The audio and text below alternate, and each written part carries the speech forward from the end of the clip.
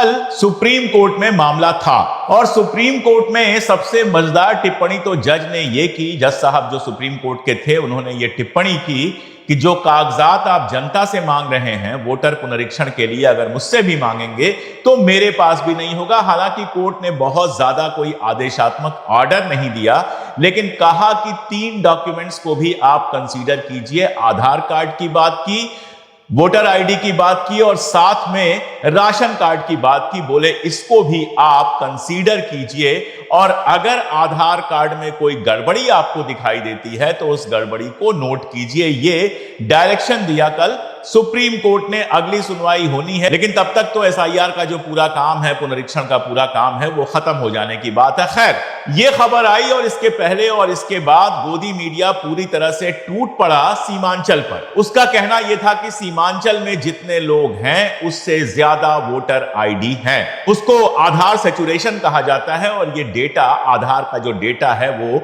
Website पे ही, आधार की अपनी वेबसाइट पर अवेलेबल है। मैं आपको बहुत डिटेल में बताऊंगा कि गुजरात से लेकर और बाकी सारी ऐसी जगह है जहां भारतीय जनता पार्टी की सरकार लगातार बन रही है, वहां कैसे खेल चल रहा है। लेकिन उसके पहले एक छोटी सी बात, अगर एक आदमी के पास एक से ज्यादा आधार है तो इसके लिए जिम्मेदार कौन है? वो आदमी तो जिम्मेदार है ही जिसने अपने 2 आधार बनाए हैं और इस तरह से गैर कानूनी काम किया है। सेंट्रल गवर्नमेंट है एनडीए की, जिसमें सबसे बड़ी पार्टी भारतीय जनता पार्टी। आगे चलिए, बिहार की बात हुई, सीमांचल की बात हुई। बिहार में सरकार किसकी है? लंबे समय से भारतीय जनता पार्टी और नीतीश कुमार की मिलीजुली वहां पर सरकार है। यानी राज्य सरकार आपकी है, केंद्र सरकार आपकी है। और अगर ऐसे में डबल ट्रिपल आधार लोगों के बन रहे हैं तो वो बन कैसे जा रहे हैं? आखिर कैसे लोग एक्स्ट्रा आधार बनवा ले रहे हैं? यह सबसे बड़ा सवाल होगा। आपको सिंगल आधार अपना बनवाना हो लीगल तरीके से ऑनलाइन, तो उसमें सारा वेरिफिकेशन होता है। आपकी उंगलियों के मार्क्स लिए जाते हैं, वही आधार का सबसे बड़ा वेरिफिकेशन होता है। एक आदमी के उंगलियों का जो निशान है वो दूसरे के पास नहीं मिल सकता। सबकी उंगलियों के निशान अलग अलग होते हैं, यानी एक निशान से एक ही आधार बन सकता है। फिर एक ही आदमी 3-3 आधार, 2-2 आधार कैसे बनवा रहा है? सबसे बड़ा सवाल तो यह केंद्र सरकार के ऊपर है। और खास तौर से तब जब आधार को हर चीज से जोड़ दिया गया है। पैन से आधार जुड़ा हुआ है, बैंक से आपका आधार जुड़ा हुआ है। आप गाड़ी खरीदने जाइए, आपसे आधार मांगा जाएगा। आप किसी काम के लिए जाइए, होटल में रुकने जाइए, आपका आधार मांगा जाएगा। हर जगह आपका आधार मांगा जाता है। हालांकि सुप्रीम कोर्ट ने यह भी आदेश दिया था कि बहुत सारे लोगों को इनमें से आधार मांगने का अधिकार नहीं है, लेकिन फिर भी आधार मांगा जाता है। आप मोबाइल की सिम लेने जाइए तो भी आधार मांगा जाता है। फिर आधार में जो ये गड़बड़ियां हो रही हैं, ये तो बेहद खतरनाक है। आप सोचिए, एक आदमी के नाम से 3 आई कार्ड हैं आधार के। एक जगह वो होटल में रुकता है और दूसरी जगह उसका आधार लेकर कोई और होटल में रुकता है और वहां से कोई कांड कर देता है, तो कितना कंफ्यूजिंग मामला हो जाएगा। ये तो एक सवाल हुआ। दूसरा सवाल हुआ कि सीमांचल को लेकर तो आप सवाल उठा रहे हैं, लेकिन बाकी सारी जगहें कैसे भूल जा रहे हैं? शुरुआत बिहार से ही कर देते हैं। बिहार में टोटल जो सैचुरेशन, आधार का सैचुरेशन बताया गया है वो 94% है। यानी बिहार में 94% लोगों के पास आधार है। अभी भी 6% लोग ऐसे हैं जिनके पास आधार नहीं। अब बताया गया कि सीमांचल में 1 से अधिक आधार वाले लोग ज्यादा हैं। ये जो नक्शा आप देख रहे हैं बिहार का, इसमें जो ज्यादा हरा वाला इलाका है वो इलाका ऐसा है जहां पर आधार सैचुरेशन ज्यादा है। मैंने एक एग्जांपल इसमें से कटिहार का लिया है, जहां पर 123% है। यानी जितनी जनसंख्या है उससे 23% ज्यादा लोग, 100 लोगों पर 123 आधार कार्ड है। चलिए, बिल्कुल सही बात है। लेकिन जरा नीचे आते हैं, पटना पहुंचते हैं जो वहां की राजधानी है। पटना शहर के अंदर जो सैचुरेशन है वो, या पटना जिले के अंदर जो सैचुरेशन है वो है 113%। यानी प्रॉब्लम सीमांचल की नहीं है, प्रॉब्लम बिहार की राजधानी पटना में भी है, जहां 113% रेट है सैचुरेशन का। यानी 100 लोगों पर 113 आधार कार्ड है। अब चलिए बेगूसराय चलते हैं। बेगूसराय बहुत मामलों में चर्चा पे रहता है। बेगूसराय में जो सैचुरेशन रेट है वो भी 115% है। यानी 100 लोगों पर 115 आधार कार्ड हैं। गोदी मीडिया से यह सीधा सवाल पूछना चाहिए कि कटिहार पर आप हल्ला कर रहे हैं, सीमांचल के दूसरे इलाकों पर आप हल्ला कर रहे हैं, बहुत अच्छी बात है। पटना और बेगूसराय को कैसे भूल जा रहे हैं आप? क्यों भूल जा रहे हैं? इसलिए कि सीमांचल में मुसलमान ज्यादा रहते हैं, पटना और बेगूसराय में मुस्लिम आबादी कम है, हिंदू आबादी ज्यादा है। इसलिए पटना और बेगूसराय पे सवाल नहीं उठेगा, सवाल उठेगा सिर्फ और सिर्फ सीमांचल पर। और ये तो सिर्फ बिहार की बात हो गई, वैसे पटना और सीमांचल की बात आई है तो आप याद कीजिए कि टाइम्स ऑफ इंडिया में खबर आई थी कि पटना में तो आधार कार्ड को माना जाएगा दस्तावेज, सीमांचल में नहीं माना जाएगा। यानी 115% पे आप मान लेंगे, 100 पे 15 ज्यादा जो हैं, 100 लोगों के पास 115 आधार है, वहां आप मान लेंगे। लेकिन सीमांचल में 100 पर 123 120 है तो वो आप नहीं मानेंगे। अच्छा चलिए, ये केवल बिहार का मामला तो है नहीं, कुछ भारतीय जनता पार्टी के शासन वाले राज्यों में देख लेते हैं। सबसे पहले आप देखिए हरियाणा में, जहां अभी चुनाव हुआ था और हरियाणा के चुनाव में भारतीय जनता पार्टी कायदे से जीती थी। हरियाणा में जो ये रेट है वो है 115%, यानी 100 लोगों पर 15 अतिरिक्त 100 लोगों पर 115 आधार कार्ड उपलब्ध है। हरियाणा चुनाव के पहले भी ये डेटा था। फिर हरियाणा के चुनाव में ये एसआईआर क्यों नहीं करवाया गया? हरियाणा के चुनाव में ये जो 15 एक्स्ट्रा लोग हैं उनको वोटर लिस्ट से बाहर करने का काम क्यों नहीं किया गया? ये पहला सवाल। अब आते हैं महाराष्ट्र पे। महाराष्ट्र में 104% है, यानी 100 लोगों पर 4 अतिरिक्त है। 100 लोग हैं तो 104 आधार कार्ड। डेटा बड़ा तो नहीं है लेकिन है। और जब आप देखते हैं कि वोटर लिस्ट में लगातार नए नाम जुड़े हैं, फडणवीस साहब की विधानसभा में 26,000 नए वोट जुड़ने की खबर आई थी, तो सवाल फिर पूछा जाएगा कि आखिर महाराष्ट्र में यह पुनरीक्षण क्यों नहीं कराया गया? और उत्तराखंड में 109% है, 104% से भी ज्यादा, वहां भी नहीं कराया गया। अब चले आते हैं सीधे गुजरात पर, जहां ये अगर स्टेट लेवल पर आप देखेंगे तो 107% है, यानी बिहार से तो ज्यादा है। बिहार से वैसे अगर आप कंपेयर करेंगे तो ओवरऑल बिहार में 94% है, जबकि हिमाचल, पंजाब, हरियाणा, गुजरात, महाराष्ट्र, उत्तराखंड, वेस्ट बंगाल जैसी जगहों पर यह 100% से ज्यादा है। जरा गुजरात को और देखते हैं अंदर जाकर, और जितने डेटा मैं दिखा रहा हूं कहीं और से लेकर नहीं आया हूं, ये सारे डेटा आधार की वेबसाइट पर ही आपको मिल जाएंगे। मैंने जानबूझ के अलग से विजुअल्स नहीं बनाए हैं, ये सीधे सीधे उसी वेबसाइट पे जैसा दिखाई दे रहा है वो मैं आपको दिखा रहा हूं। गुजरात में डांग इलाका है जो आदिवासी इलाका है, वहां का जरा डेटा आप देखिए। 138%, 138% सीमांचल के किसी भी इलाके से ज्यादा यहां पर सैचुरेशन रेट है। यानी डांग में 100 लोग हैं तो 138 आधार कार्ड हैं। और डांग पर मत छोड़ दीजिए, जरा आगे बढ़िए आप। बनासकांठा में यह भी एक आदिवासी इलाका है, यहां पर 118% है। पाटन में चले जाइए, आदिवासी इलाकों को छोड़ देते हैं, पाटन में चले जाइए। पाटन में 122% ये सैचुरेशन रेट है, जो सीमांचल के सैचुरेशन रेट के आसपास है। अब जरा मेन में चले आते हैं, अहमदाबाद देख लीजिए जो वहां की राजधानी है। अहमदाबाद के अंदर भी 100 लोगों पर 111 आधार कार्ड हैं, 111% का इसमें सैचुरेशन है। और देवभूमि द्वारिका में 108% यह आंकड़ा है, तो पोरबंदर जहां गांधी जी जन्मे थे वहां 115% है। ये जितनी जगहें मैंने गुजरात में बताई हैं आपको, ये ऐसी जगहें हैं जहां हिंदुओं का प्रतिशत 70, 75, 80, 85 तक है, जहां मुसलमानों का परसेंटेज 8 से लेकर 14-15% के बीच में आता है। यानी हिंदू ज्यादा है, मुसलमान कम है, और काफी कम है। अब जरा आप मुझे यह बताइए कि पूरा गोदी मीडिया सीमांचल के पीछे पड़ा है।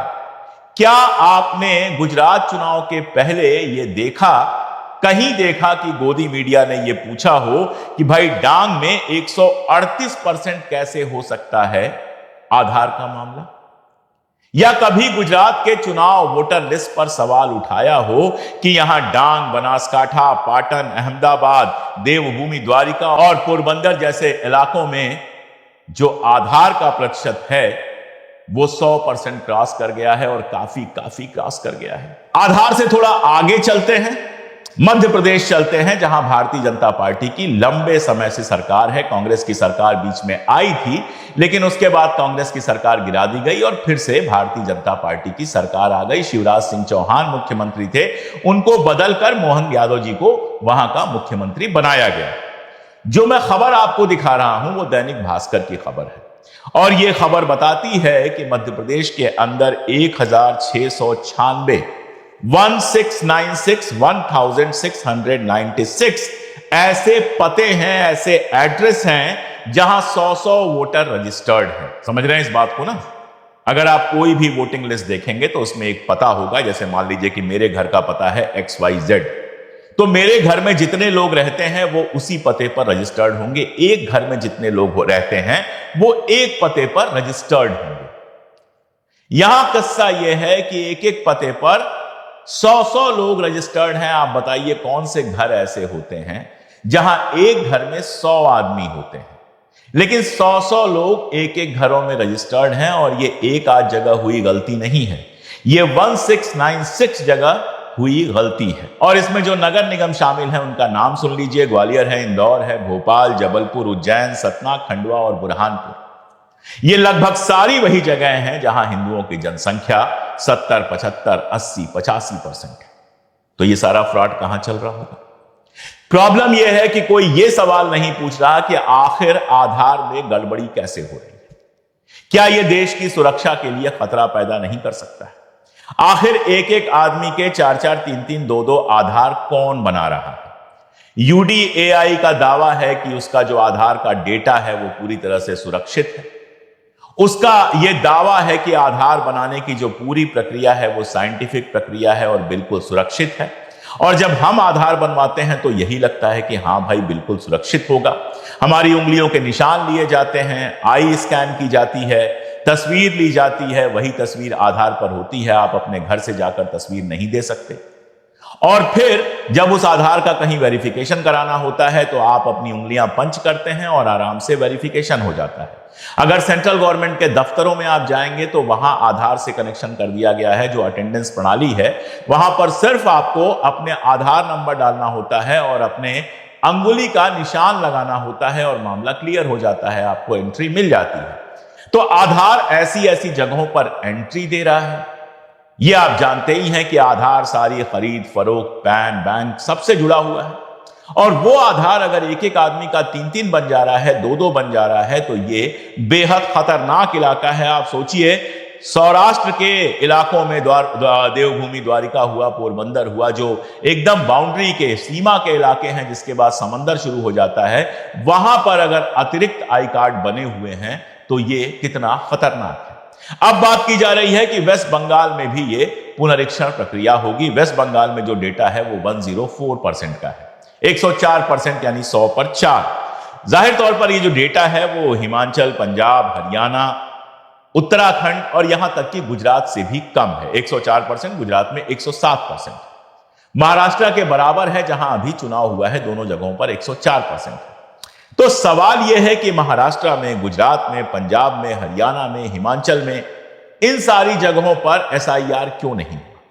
इन सारी जगहों पर इस आधार पर SIR क्यों नहीं हुआ कि वहां आधार का ओवर सैचुरेशन है? पश्चिम बंगाल में ही क्यों होना है, बिहार में ही क्यों होना है, जहां पर भारतीय जनता पार्टी के जीतने की संभावना उतनी नहीं है जितनी गुजरात में होती है या बाकी सारी जगहों पर होती है? इसका जवाब मैं आपके ऊपर छोड़ता हूं। एक और बात यहां पर कहना होगा, चुनाव आयोग ने कोर्ट के अंदर, सुप्रीम कोर्ट के अंदर यह बात कही कि आधार जो है वो नागरिकता का प्रमाण पत्र नहीं है। मेरा सवाल बहुत सीधा है कि आखिर नागरिकता का प्रमाण पत्र क्या है? भारत सरकार कोई नागरिकता कार्ड जारी नहीं करती। पासपोर्ट जारी होते हैं, आधार जारी होता है, पैन जारी होता है, जो इनकम टैक्स जमा करते हैं सिर्फ और सिर्फ उनके लिए। वोटर आई कार्ड बनता है जो वोटिंग करने वाले हैं, और राशन कार्ड बनता है। ये सारी चीजें होती हैं, कुछ और चीजें होती हैं। इनमें से किसी को भी कहा जा सकता है कि यह नागरिकता का प्रमाण पत्र नहीं है। आप ये नहीं कह सकते कि राशन कार्ड फर्जी नहीं बनते हैं। आप ये भी नहीं कह सकते कि वोटर आई कार्ड फर्जी नहीं बनते हैं। बंगाल में ममता जी ने यही सवाल उठाया था कि एक ही यूनिक आईडी पर कई लोगों के वोटिंग है, कई लोगों का वोटर कार्ड है। पासपोर्ट तक जाली बनते हैं। ये किस्से हमने बार बार सुने हैं कि जो तस्कर होते हैं वो कैसे जाली पासपोर्ट बनाते हैं, फिल्मों में तो खूब दिखाते हैं, असलियत में भी होता होगा। तो इनमें से कोई भी कार्ड ऐसा नहीं है जो जाली नहीं बन सकता है, कोई भी कार्ड ऐसा नहीं है जिसकी कॉपीज नहीं बन सकती हैं, जो फ्रॉड नहीं हो सकता है। तो सवाल है कि हमारी नागरिकता का प्रमाण पत्र क्या है, किस चीज को माना जाए कि यह हमारी नागरिकता का प्रमाण पत्र है। सरकार एक बार अपने स्तर पर क्लियर कर दे कि आपके पास एक दस्तावेज कोई बता दे कि यह फला वाला दस्तावेज होगा तो आपको नागरिक माना जाएगा, या फिर आधार को खत्म करके एक ऐसा कॉमन कार्ड सबके लिए इशू हो जाए, नया तरीके से बन जाए, जिसको नागरिकता कार्ड कहा जाए और एक बार में सारी प्रॉब्लम सॉल्व हो जाए। झारखंड चुनाव होगा तो घुसपैठ की बात की जाएगी, बिहार का चुनाव होगा तो घुसपैठ की बात की जाएगी, कहीं चुनाव होगा तो घुसपैठ की बात की जाएगी, जबकि घुसपैठ रोकने की जिम्मेदारी तो सेंट्रल गवर्नमेंट की। कभी कहा जाएगा आधार मान्य नहीं है, कभी कहा जाएगा आधार मान्य है, वोटर आई कार्ड बनेंगे, कभी कह दिया जाएगा वोटर आई कार्ड भी मान्य नहीं है, फलां चीजें लेके आओ, ऐसे डॉक्यूमेंट्स लेके आओ जिनके बारे में जज साहब बैठ के कह रहे हैं कि ऐसे डॉक्यूमेंट तो मुझसे मांगेंगे तो मेरे पास भी नहीं। तो ये तो लोगों से मताधिकार छीनने का मामला हो गया, ये तो ऐसा मामला हो गया कि लोगों को वोट देने से रोका जा रहा है। और अगर ये प्रक्रिया चलनी है तो अखिल भारतीय स्तर पे चले, एक बार चले, साल 2 साल जितना चलना है चले, और उसके बाद उस पर ब्रेक लग जाए। चुनाव के 2 महीने पहले, 1 महीने पहले, जब वक्त बहुत कम है, जिसको सुप्रीम कोर्ट ने भी माना, इस तरह की प्रक्रिया चलाना बिल्कुल भी कहीं से भी सही नहीं ठहरता। लेकिन हमारा गोदी मीडिया इसमें हिंदू मुसलमान ढूंढ लेता है, सीमांचल के डेटा लेकर आता है और रात भर आराम से तमाशा मचाता है। लोगों को लगता है सीमांचल में तो बहुत गड़बड़ी है, क्योंकि लोगों को पता नहीं है कि उससे ज्यादा डेटा तो डांग का है, उससे ज्यादा डेटा तो आपको मिल जाएगा बनासकांठा में, पाटन में और तमाम सारी जगहों पर। उसको यह नहीं पता है कि पटना के अंदर भी ये डेटा 113% है, बेगूसराय के अंदर 115% है। लेकिन सवाल सिर्फ सीमांचल पर उठेगा क्योंकि वहां पर मुसलमान है। इसके आगे मैं क्या बोलूं, यह अपने आप में सारी बात कह देता है। हमारी गोदी मीडिया मुसलमानों के खिलाफ, किसानों के खिलाफ, दलितों के खिलाफ, अल्पसंख्यकों के खिलाफ, किसी के भी खिलाफ जा सकता है। सरकार को बचाना उसका एकमात्र काम रह गया है। सरकार या उसकी संस्थाओं से सवाल पूछने से अब उसको डर नहीं लगता, उसको जरूरत ही महसूस नहीं होती कि उससे सवाल पूछा जाए, लेकिन हमें तो सवाल पूछना होगा। आज के लिए इतना ही।